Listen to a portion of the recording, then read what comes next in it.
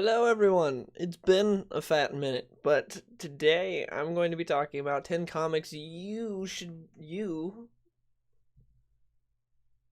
right there should be reading right now because suddenly we all have a lot of free time and are kind of stuck around not able to go out and do much. So I figured now would be a good time to talk about 10 comics you should be reading, 10 comics you should read right now. So those comics are, well, the criteria for these comics are I chose 5 ongoing comics that are still going on right now, and then 5 comics that have ended that you can just collect and trade or whatever and read right now, or go get all the issues and read.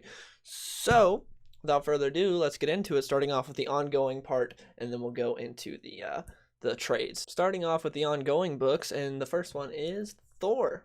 Thor is amazing. It's so good. I've never been a Thor fan in my entire life, but I decided to pick this up because I started off with a new run. Jason Aaron had his like decade-long run or however long. Never really got into that. Never really checked it out. Again, never been into Thor, but it was starting off with Donny Cates and Nick Klein, and I like both those guys. They're both very talented, so I was like, why not? I'll check it out. I checked it out.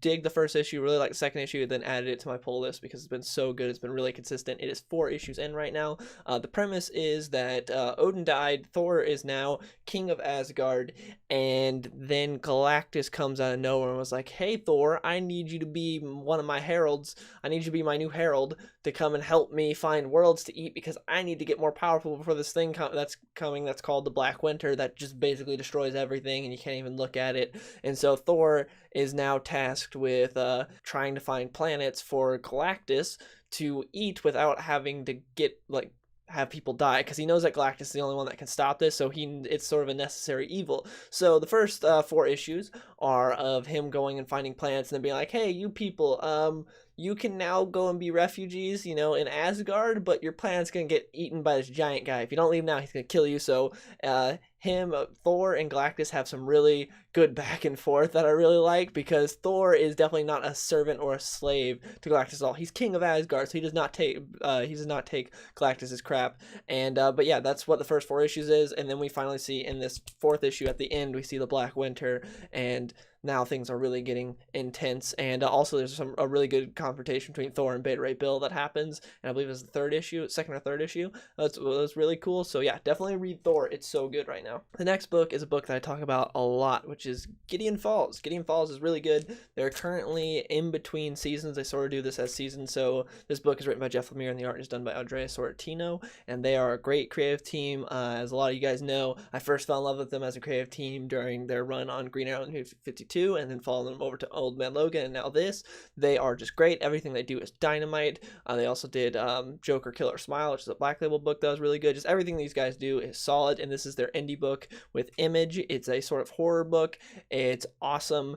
It has to do with sort of other dimensions, and it's just insane. You're best going into it knowing nothing about it, but it is amazing, and you should definitely check it out. And the art it's probably the prettiest book out right now. Jeff Lemire does a great job of not over telling you things, just having you look at a page and be like, okay, just look at it and you'll understand. And there's a lot of just like looking at it and a lot to take in when you look at these pages. Like, so beautiful, and it's a very trippy book as well. But yeah, just there's a place called Gideon Falls, which is a small town. A lot of insane stuff starts happening, sort of paranormal stuff, along with like interdimensional things, and like there's just this thing that's possessing people and killing people. It's nuts. Go check it out. Again, you're best knowing basically nothing going into it. It's just really good. I suggest like right now, again, with everyone being quarantined and stuff and staying at home, it's a great time to catch up, because I believe it resumes in May is when they go on. So the first 21 issues are out right now. You can get most of them are in trades. I don't know if the newest trade has come out yet. I don't think it has, but maybe it has. But you can read those trades, and then if you like it, you can add it to your pull list, and you'll be able to keep up with it when it comes out in May, when issue 22 comes out. But yeah, they're doing seasons of it, and it's been fantastic so far. Next up, we have a book that I hear hardly anyone talking about right now, and that is Shazam. Shazam is fantastic. It's really good. It started out a little slow. The first 2 or 3 issues, I wasn't digging it too much. I've never been the biggest fan of Captain Marvel or the Marvel family, especially the Marvel family. I always liked it when it was just Billy Batson, but I never got into Billy Batson too much. I did enjoy Jeff Johns' short little run on him in the New 52. I know a lot of Captain Marvel fans didn't, but I personally did. I liked it. I thought it was good, and this is a continuation of that. I'd say it's not as edgy as as Jeff Johns' initial attempt at Captain Marvel was, or Shazam. But yeah, it's really good. He's giving it the Jeff Johns treatment, sort of like he did with Green Lantern, where he's really expanding the lore and sort of taking what's already there and transforming it and streamlining it. He's doing a great job. It's very sort of mythical with what's going on right now, and it's a great book that you should definitely be reading right now. And yeah, I just highly recommend it. There's a lot to get into with this book, and it's building up to stuff. And Superboy Prime is back. Spoiler alert with that, but I feel like that should be enough to get you in there. It's written by Jeff Johns. It's one of the few books. It's like the only book he's doing right now, I think, till Three Jokers comes out, because he stopped with Doomsday Clock since that ended. So this is like the only book he's doing right now, and he's doing a fantastic job with it, and he's really expanding the lore and building upon what's already there, like I said. But yeah, fantastic book, really good. Again, it takes a bit to get started, so if you don't like the first 2 or 3 issues, I'd say hang in there and still read the rest, and then see if you like. If you don't like the first story arc, then just go on, you won't like it. But if you do, then keep reading. It's really good. It's one of the best books out right now. And next up is a Black Label book, which is The Last God. This book came out of nowhere. I seriously, I didn't hear much hype about it at all or anything, and then it came out and everyone was talking about how amazing it was and how it was really good. So I was like, I gotta check it out, and it's fantastic. This is a fantasy book. This is a book that I suggest for people if you're into Lord of the Rings, Witcher, Game of Thrones. You'll love this book. It's written by Philip Kennedy Johnson, and the art is done by Riccardo Federici, 2 guys that I hadn't really heard of prior to this. But yeah, they do an amazing job. The art is so gorgeous, and it is an amazing book. It's weird, it's an amazing fantasy book, and it's being printed by DC under Black Label. It just came out of nowhere. It's really cool. It's called The Last God because the sort of premise of the storyline is that you have this guy named King Tyr, and he apparently, him and his people went and they defeated the last god that was these gods that were sort of being tyrants and evil sort of monsters over these people. They defeated them, and he's had peace and everything, and then all of a sudden they actually didn't defeat the last god, and these monsters are coming back, and so now they're having to fight them, and you have an A and B plot. So the A plot is what's currently going on with these monsters returning, the gods coming back, and then you have the B plot, which is what happened back in the day with King Tyr and his merry band of people. So you're finding out the story of the past is unraveling at the same time as the story of the present, so you're understanding what happened and the lies that were told to the people and everything, and it's just really good. And again, just the art itself makes the book worth it. Nevertheless, the fact that the story is really interesting and the lore is great, and this is something I think will make an amazing TV show or movie series someday. It's that good. Definitely check it out. It's kind of flying on the radar, but everyone that is reading it is loving it. I haven't heard anything bad about it. It's so good. And then my final book is Detective Comics. Detective Comics is being written by Peter Tomasi with varying artists, and it's been fantastic. Tomasi is so solid. He's arguably the best writer at DC right now, besides Jeff Johns. He is amazing. He does such a great job, especially with this book. It's a solid Batman book, even when all the Tom King stuff is going like this, where it's good, bad, terrible, good, all over the place. Detective Comics was solid, and right now he's doing a Two-Face arc, and it's really interesting. Two-Face sort of is going a new route and has started a Two-Face cult, and it's very interesting seeing what's going on with the current storyline. But prior to that, we've had a lot of great stories, and it's just been such a solid book, and you have some but yeah, it's just amazing. You have some great stories in there, and it's solid Batman. If you're not the biggest fan of what King did, or if you're not sure how to feel about what Tynan's doing right now, I guarantee you will like what Tomasi's doing with Detective Comics and what he's been doing. Again, there's a couple of trades out already of his run that you can go catch up on and read. It is solid. Great Batman. We covered the ongoings. Now it's time to talk about trades. So the first trade is something that I don't own in trade, but that's Doomsday Clock. I'm not sure if the second trade is out. I know the first trade is out, but either way, you can get the first trade and then buy the next 6 issues, or buy both trades. I don't know if the second trade for Doomsday Clock is out, but either way, right now is the perfect time to read Doomsday Clock because you have time to. Most people have time to.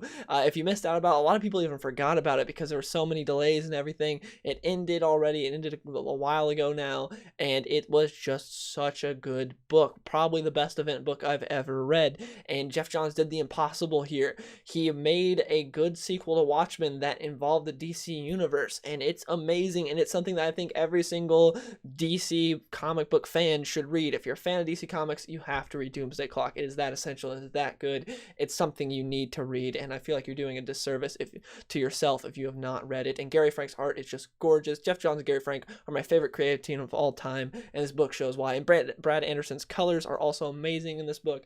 But yeah, Doomsday Clock. Read it now. It ended. If you forgot about it and you're like, oh crap, now go read it right now. You need to. Next up, we have Rick Remender's X-Force. So this may look like 2 books, but that's because I bought the friggin' Ultimate Collection or whatever it's called. What was it? Yeah, Complete Collection, even though it's not complete because there's 2 volumes to it. But I bought this a couple years ago. It's really good, but now there's an omnibus, I think just released actually, like March 17th or something it came out.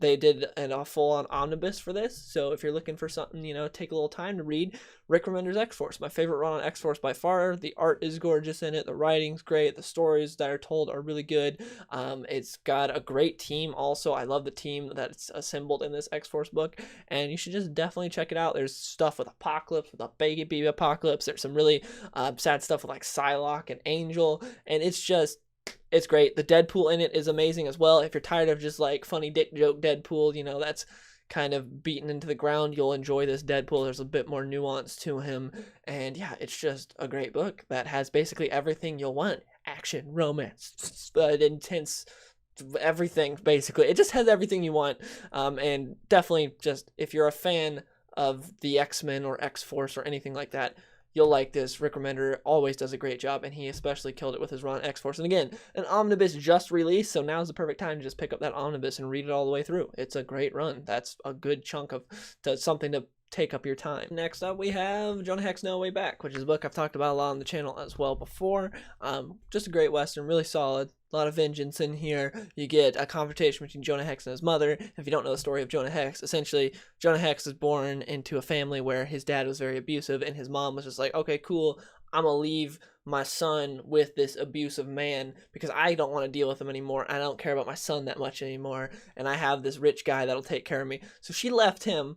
And so Jonah Hex isn't exactly the fondest of his mom, and so now he finds his mom in a very, she's not in a good place. I won't spoil where she's at, but he finds her and she's not in a good way, and he sort of confronts her about that. There's some emotional stakes there, and then a lot of other interesting things happen in this book. It's just read it. Jonah Hex is a great character that not enough people appreciate, and this is one of the few story arcs that Justin Gray and Jimmy Palmiotti did on their run. They had a huge run on Jonah Hex. That was like a decade or so, and most of it was one-shot stories. It was just like, like a serial western where it's like, oh, he goes to this town, does this thing, hunts this bounty, and then the next issue has nothing to do with the last.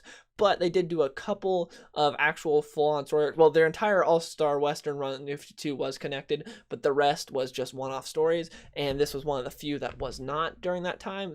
This and like the Six Gun War, highly recommend it. Also, it's a really cool hardcover. Like, it's cool. It's like a sort of like a journal or something that like someone would have wrote about Jonah Hex, like an adventure he had. It's cool. Just check it out. Next up is another book that I always recommend, and that is G.I. Joe Cobra's Last Laugh. If you are a fan of espionage thrillers, like if you're a fan of James Bond, Jason Bourne, anything like that, check this out. It is an amazing book. If you're a G.I. Joe fan and you haven't read it, you need to read it. It's so good. You don't have to be a G.I. Joe fan to appreciate this book, but if you are, you'll appreciate it that much more because there's some things that happen in this book that you're like, there's no way they just did that. How?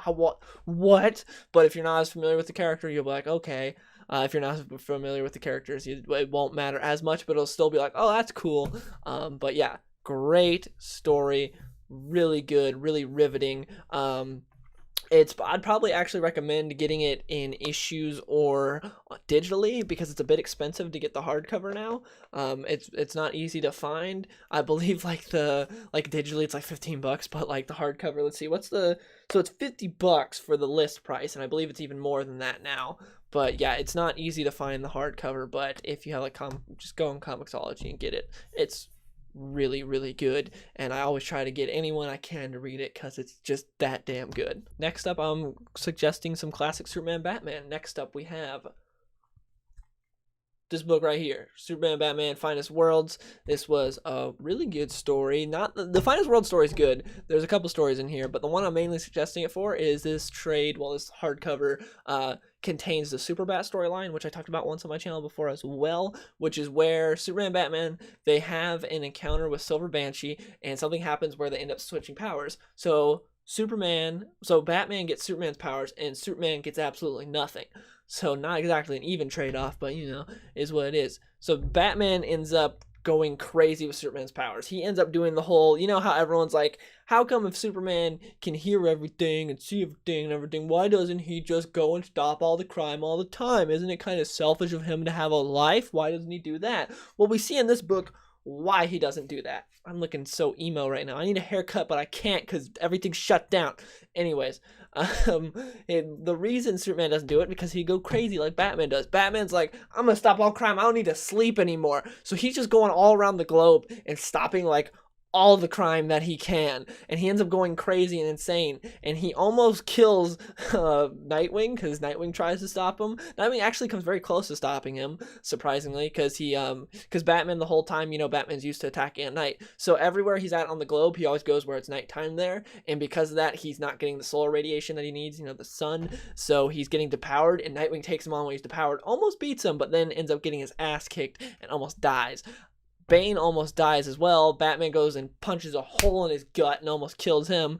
Also has a close encounter with Catwoman. He ends up taking on the Justice League, but then Superman enacts a plan to try to stop Batman. But it's really cool, and also, again, it answers that question of everyone being like, Superman's just so selfish. He should just stop crime all the time. It's like, well, if he did that, he would do what's going on with Batman here. Batman just goes nuts because you can't do that. You can't just be stopping all crime and seeing all this evil stuff and not go crazy. So yeah, really good book. Again, the other storyline, there's like 2 other storylines in here. They're good too, but Superbat is the storyline that you buy this hardcover for. Or you could just go get the issues. Just search up. It's Superman Batman, and the storyline is called Superbat. Also, speaking of Superman Batman, this Batman Superman book going on right now by Joshua Williamson is really good. Definitely check that out. There's some interesting stuff going on because basically there's sort of a war between Zod and Ra's al Ghul now because so during Brian Michael Bendis' awful run on Superman that's going on right now, the Baltimore Kandor got killed. It got destroyed. Everyone in there died because of Ra's al Ghul, some dumbass villain, and it was so stupid. But anyways, Zod's not happy about that, so he goes and he breaks into one of Ra's Lazarus Pit, and he puts all the people from Kandor into there, and that was how issue 7 ended. So it's setting up for a really interesting storyline. Also, there's something funny that happens in here where Ra's tries to do a smoke bomb, and Superman is there, and he's like, what's this? And he just zooms through it and grabs Ra's and is like, bro, you're not dealing with Batman here. Like, he tries to do a ninja escape, and then Superman just grabs him like, what's a smoke bomb gonna do to me? But anyways, I just thought I should talk about that since we're talking about Superman Batman. It's a really good book. Also, it's the best Superman book right now because Bendis is ruining Superman, and that has the best Superman in it right now. Williamson's doing a great job. And lastly, I know this is kind of cheating since I added Batman Superman and I'm adding another book, so it's not really 10, but you get the idea. 10 sounds better than the title. We have Lex Luthor Man of Steel. This is the Absolute Edition. That's why it's so freaking huge. So you have all the amazing Lee Biermo art, Biermo, in there, and it's all big, like sort of like a black label book, you know, like how they have the big magazine ones. Anyways, great book. My favorite book from the perspective of any villain. I think it's even better than Killing Joke. You sort of see Lex Luthor's day in and day out, and you see how he views Superman and his worldview, and it's just so good. And Lee Biermo's art is amazing. It's so gorgeous. And yeah, it's also got reprinted recently as a Black Label Edition book, so it's super cheap now. You can get it, I think it's like $10-15. Definitely worth it. Go check it out. It's the best thing I'd say Brian Azzarello's ever written, and it's really, really good. But yeah, that's it. Anyways, I hope you guys enjoyed the video. I don't know what else I'll be posting. Hopefully not take another like 2 months off from posting. It's just, I don't know, been kind of busy, and then bit of a rut in terms of ideas lately, not a whole lot to talk about, but I do want to keep making videos.